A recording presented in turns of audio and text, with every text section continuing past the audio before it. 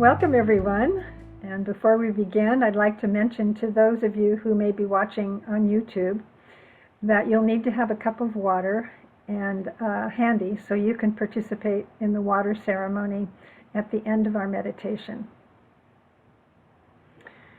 So today we celebrate the second of the three spring festivals, and this full moon is called the Festival of the Buddha. Partially because we're told that the Buddha was born and reached enlightenment and died all under the sign of Taurus.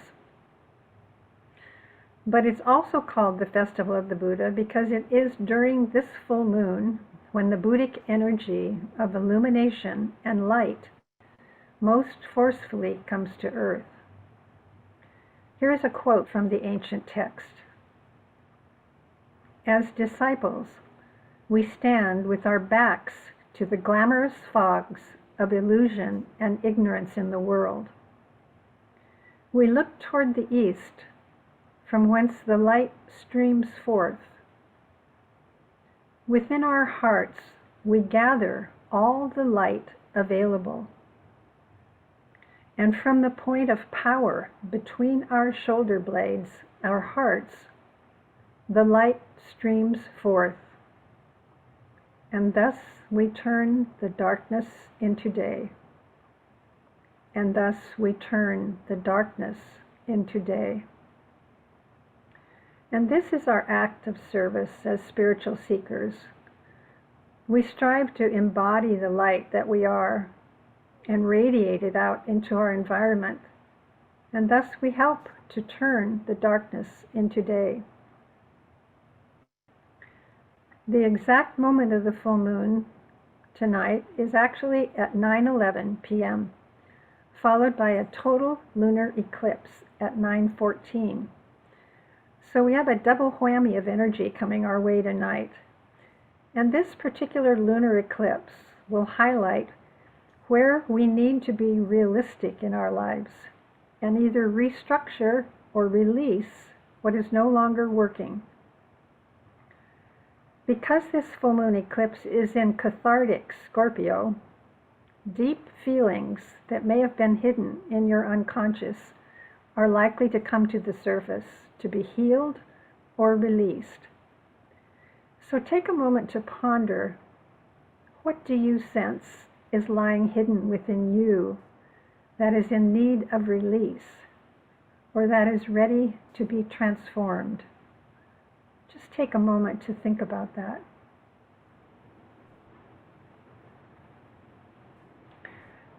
It will be a powerful time to be in meditation, and it will be soon after we close our ceremony. So if you can manage to be still a bit longer when we finish, I will keep the meeting open, and we can meditate together at the exact moment of the full moon and the eclipse. Let's take a moment now to align with our group. Let us imagine ourselves sitting in a sacred circle.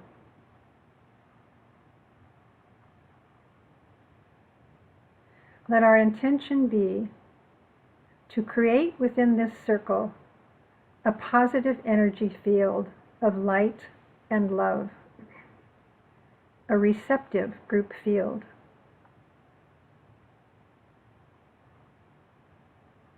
And now let us take a moment to enter the silence of our own hearts.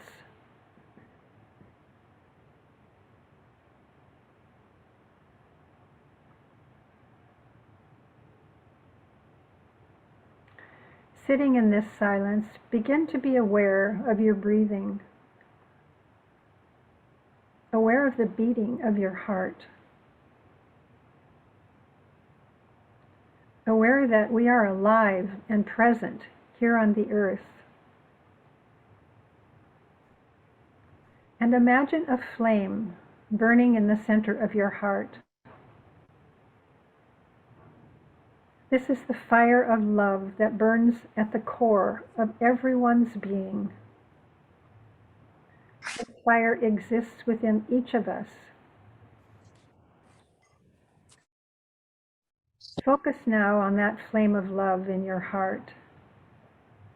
and send it out to everyone in our group. Beams of light to everyone.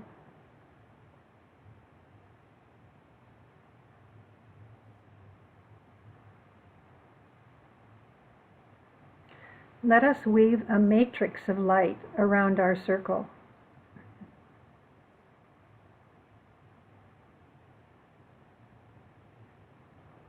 And now imagine this flame in your heart moving into the center of our circle. Each person's flame blending with the other flames.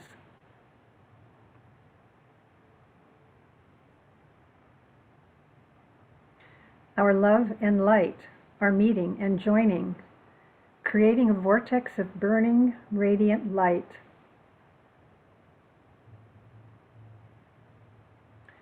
When our consciousness blends with others in our circle, we begin to build the group's soul.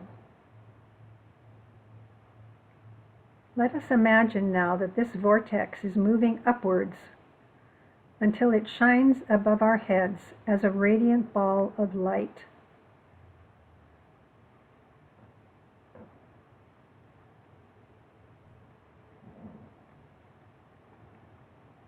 This group soul, which now contains all of our love, light, and wisdom, is there to be shared with one another.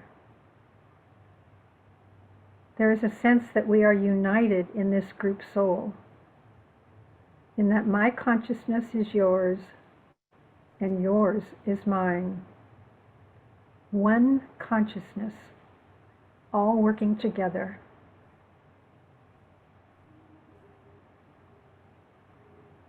Let us imaginatively tap into this group soul and open ourselves to receive the love and the light that it holds.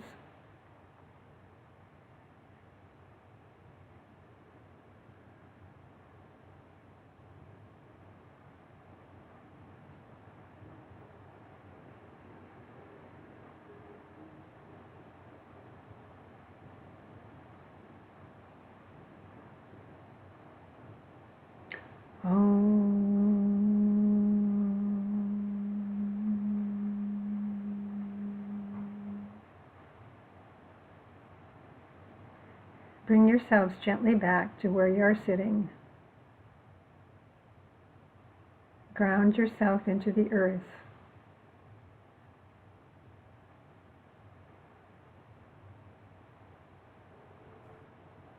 And gently open your eyes.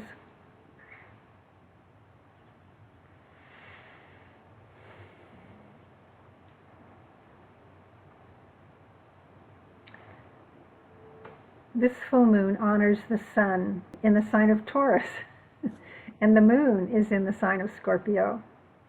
Taurus and Scorpio are opposite one another. And we are told in the ancient wisdom teachings that this Wesak festival is the most powerful full moon of the year, because it is the ceremony where the Buddha and the Christ come together to bestow upon the earth a great blessing. The love and wisdom of the Christ and the light and illumination of the Buddha joined to create a great cosmic downpouring from the highest spiritual realms. And this is a quote from the Tibetan master Dwal Kul. The forces of light make an effort at Wesak to increase the flow of enlightenment into the world and to throw the light of wisdom and understanding into the minds of men. It is through the united effort of the Christ and the Buddha, working in closest cooperation, that there is opened a channel of communication between humanity and God. The linking up of the Buddha and the Christ creates a bridge across which masters, initiates, disciples, and aspirants are able to walk and make contact with certain energies that are not otherwise available. End quote. So this is a momentous opportunity, not only for ourselves individually, but for the planet as a whole. And just to make this point clear, when we refer to the Christ in this ceremony, we're talking about the enlightened being who is the head of all of the ascended masters on the spiritual planes. And we call this group of masters the hierarchy. And their function is to assist humanity on its evolutionary path by overseeing all that occurs and doing what they can to guide us in the right direction. However, the Earth, we are told, is a free will planet, and thus the hierarchy cannot interfere without our invoking their help. This is the spiritual law of invocation and evocation. When we invoke, we are promised a response. And this is the power of group invocation. The stronger the demand, the greater the response. We are asked to stand in massed intent so the great ones can come to our aid. And we certainly could use that help right now in our world. Each new and full moon are powerful energetic days when, because of the astrological configurations, at these times, the spiritual realms are very close to us. At this festival, the Earth and the Sun are in direct, unimpeded alignment. It's as if the spiritual realms are gazing down at us, and we're gazing upwards toward them. And at the moment of the full moon, connection becomes possible. Energetically, this can be explained by realizing that the spiritual realms operate at a much higher frequency than humanity. But at this festival, the higher and lower are very closely related in their vibratory frequency. Because of this closeness, we can more easily reach our guides and angels and teachers, and as we open to their presence, they can pour down upon us their wisdom and guidance and healing energies. Expansions of consciousness become possible. Initiations become possible. And it's well to remember also that this is not just an opportunity for each individual to raise their vibratory rate. This is a universal downpouring.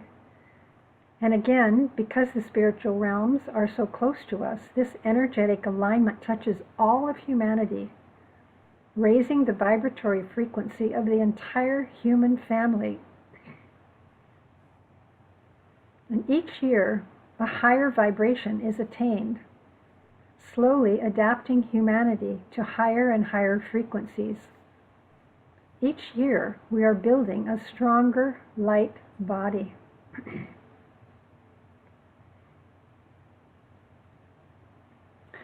The Tibetan says, "No cost is too great to pay in order to be of use to the hierarchy at this time of the full moon of May, the Wesak festival.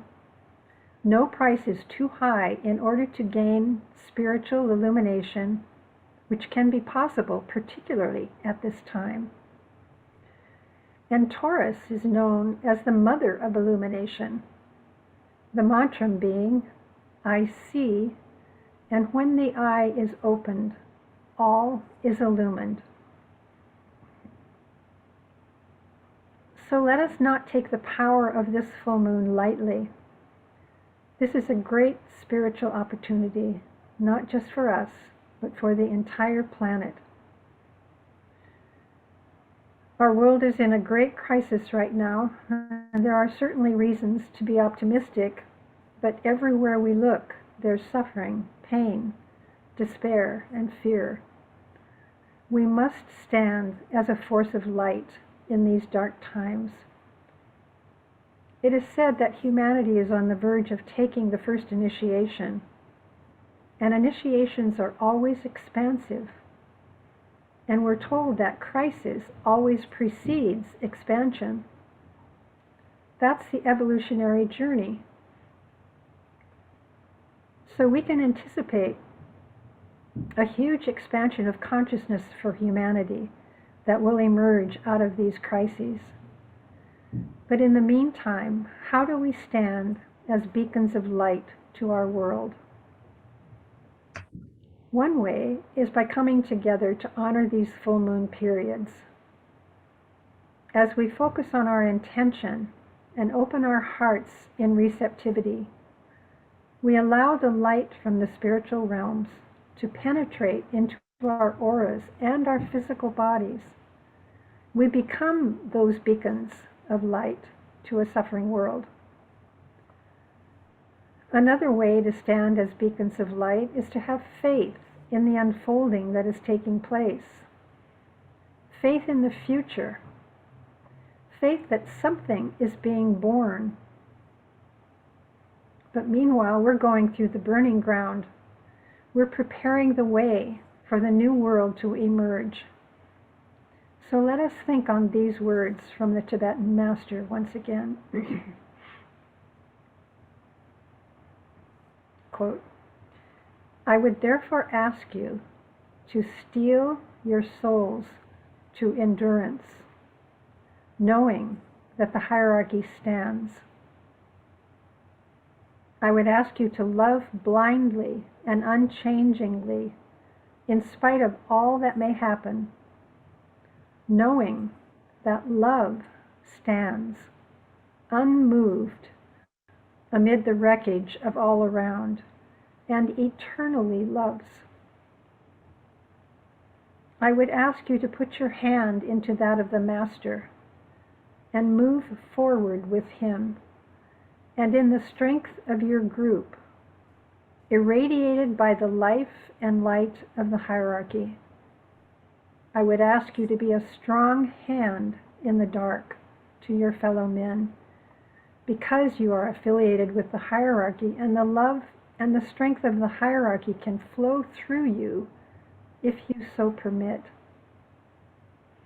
I would remind you in this time of trial that I, your Master, love and guard you. For your soul and my soul are one soul. Be not unduly disturbed. There is no light or dark to the soul, but only existence and love. Rest back on that. There is no separation, but only identification with the heart of all love. The more you love, the more love can reach out through you to others. The chains of love unite the world of men and the world of forms, and they constitute the great chain of hierarchy. The spiritual effort you are asked to make is that of developing yourself into a vibrant and powerful center of fundamental, universal love. End quote. So that's all that's being asked of us, is to keep our light shining brightly, to love more freely, and to radiate that love wherever we go. So let us prepare now for meditation. Our meditation today will take us to the Wesak Valley, deep in the Himalayan mountains, to witness and participate in a beautiful ceremony between the Buddha and the Christ. And let our intention be to enter this full moon meditation as an act of service to humanity, and not just focus on the impact it might have on ourselves. Please have handy your cup of water, as your water will be blessed during the meditation and become a healing source for you when you drink it after the meditation.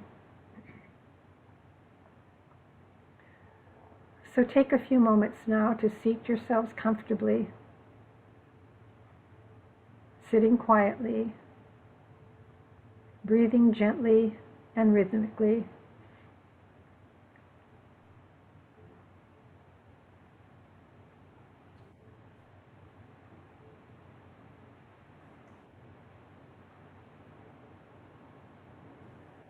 Become physically relaxed and comfortable,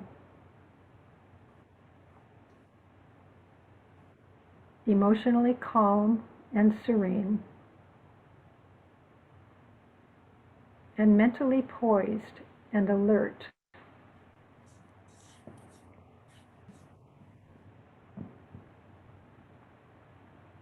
The spiritual realms are very close to us on this powerful day.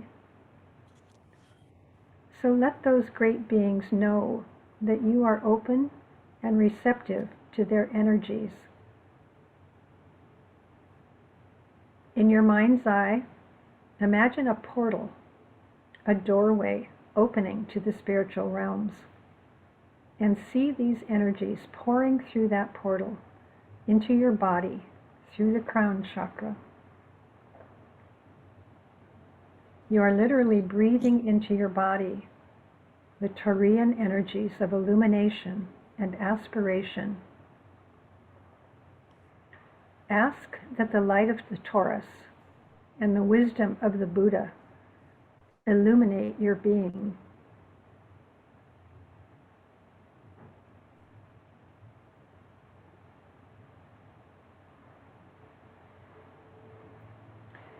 Now imagine that these same forces of illumined energy are streaming forth through pathways of light into all the hearts and minds of humanity, infusing them with the goodwill needed to create loving and harmonious human relationships and a climate for positive social change.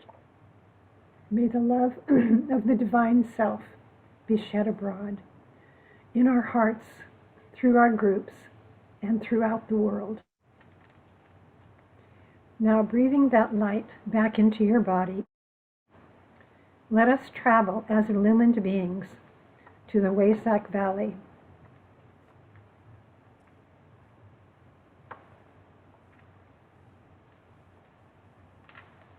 We're going to travel far away to the Himalayan mountains on the border of Tibet.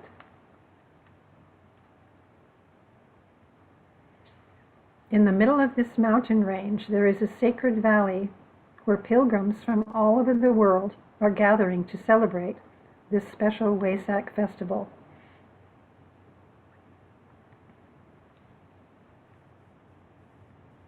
At the northeast end of the valley, there's a narrow passageway that is the entrance into this sacred valley.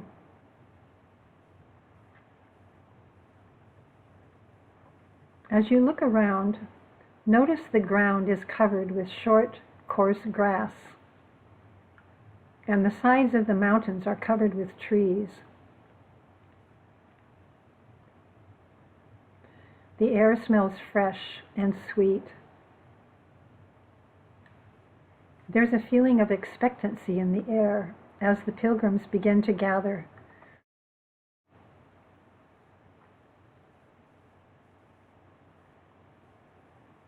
At the entrance to the valley, there is a massive stone altar, and placed on top of the altar is a great crystal bowl filled with water.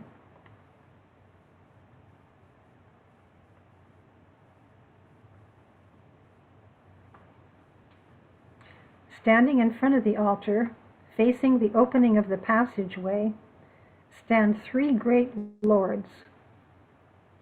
The being in the middle is the Christ. And in the valley are all the pilgrims who have arrived to participate. Some of them are here in their physical bodies, some in their spiritual bodies, and others are here in the dream state.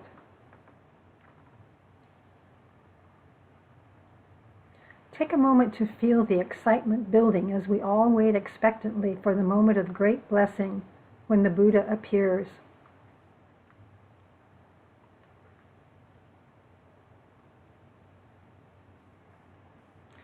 As the minute of the full moon approaches, a stillness settles down upon the crowd, and everyone looks toward the entrance, waiting for the Buddha. While the pilgrims wait, they begin a beautiful dance on the valley floor. And as they dance, they create significant symbols, such as the Star of David, with the Christ standing at the apex. They move with ease and beauty as they create these well-known formations, all of which have a deep and potent meaning. Listen to the sounds of them chanting the sacred words called mantras as they move.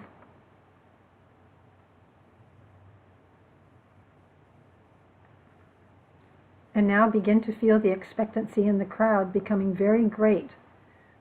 The moment is approaching and the tension is real. Feel the potency of the vibration moving through the entire body of people gathered here. Feel it as it moves through you.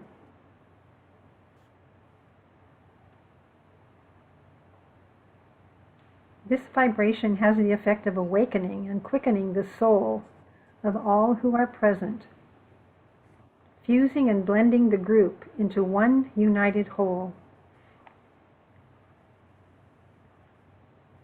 As the moment approaches, everyone turns their eyes toward the sky in the direction of the entrance where the Buddha will appear. Just a few minutes before the exact time of the full moon, in the far distance, a tiny speck can be seen in the sky. It comes nearer and grows in clarity and definiteness of outline until the form of the Buddha can be seen, seated in the cross-legged Buddha position, clad in his saffron-colored robe, bathed in light and color, and with his hand extended in blessing. He arrives at a point exactly over the great rock altar, hovering there in the air, over the heads of the three great lords. A great mantra used only once a year at the festival is intoned by the Christ, and the entire group of people in the valley fall upon their faces. Imagine now the entire valley filling with the light of the Buddha's blessing. Imagine this room where you are sitting now, filled with that same light, radiating into every corner of your space, filling it with this powerful light.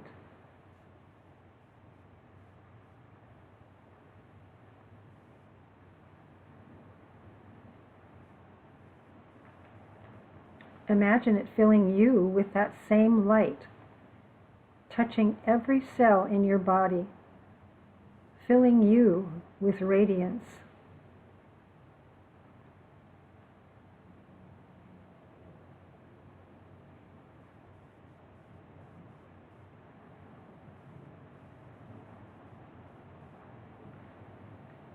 This blessing then comes forth as a spiritual vitalization of humanity, and the effect lasts throughout the entire year. The blessing is poured forth, and the Christ, as the representative of humanity, receives it. Thus, so the legend runs. The Buddha returns once a year to bless the world, transmitting through the Christ renewed spiritual life. Slowly then, the Buddha recedes into the distance until again only a faint speck can be seen in the sky, and this eventually disappears. Year after year, the Buddha comes back in blessing. Year after year, he and his great brother, the Christ, work in the closest cooperation for the spiritual benefit of humanity. Through the Buddha, the wisdom of God is poured forth, and through the Christ, the love of God is manifested to humanity. And is this wisdom and this love which pour forth upon humankind at each Wesak full moon. When the Buddha has again disappeared, the crowd rises to their feet. The water in the bowl is distributed in tiny portions to everyone. The crowd, who have all brought their little cups and vessels of water, drink from them and share with others. Imagine yourself now walking up to the great stone altar and dipping your cup into the sacred water.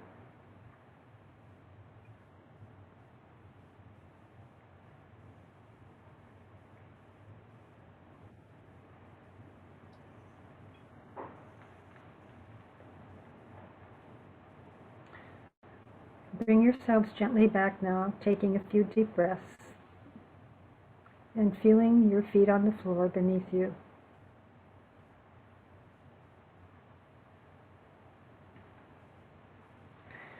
Now, seated in your own space, I will ask you to raise up your cup of water that has been blessed by the Buddha and the Christ and take in these words. With love, I accept the blessing of the Buddha. This force blends with the love of the Christ to aid in the stimulation of the Christ within me.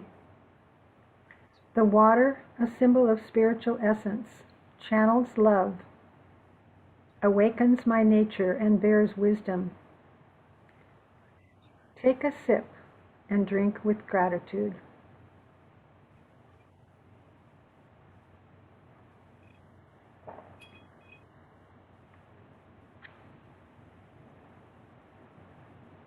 Then raise your cup a second time and think of an area in your life that is in need of healing. The water now is very potent. It has the healing energy of the Buddha and the Christ. As you take this second drink, ask that it be used for your own healing.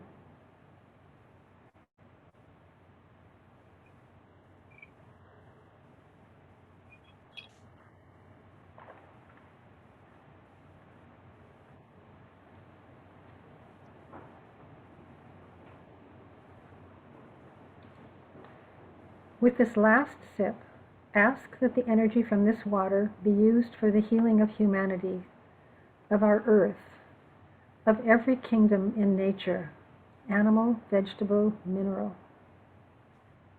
You are now filled with the light, love, and power. Now it is your responsibility to safeguard these energies from any misuse. Drink with gratitude.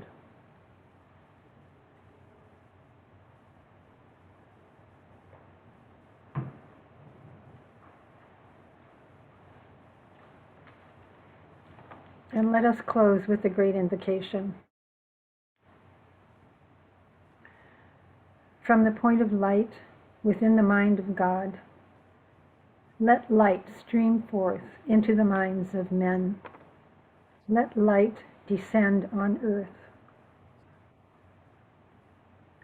From the point of love within the heart of God, let love stream forth into the hearts of men. May Christ return to earth. From the center where the will of God is known, let purpose guide the little wills of men, the purpose which the masters know and serve. From the center which we call the race of men, let the plan of love and light work out, and may it seal the door where evil dwells. Let light and love and power restore the plan on earth. Om.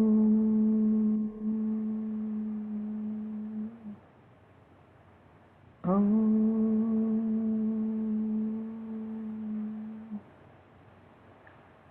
Om.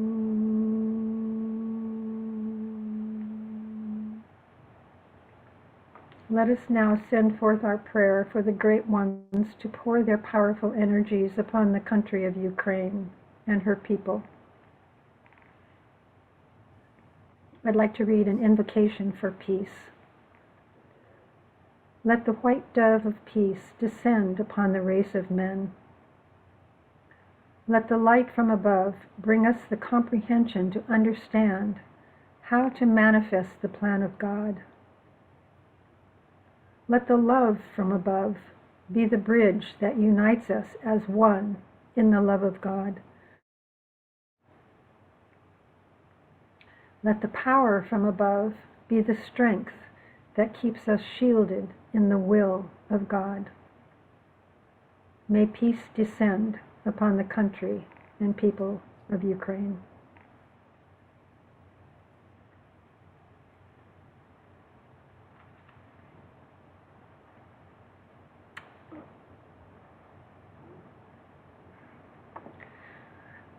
Waysack blessings to you all. Much love and gratitude for your participation.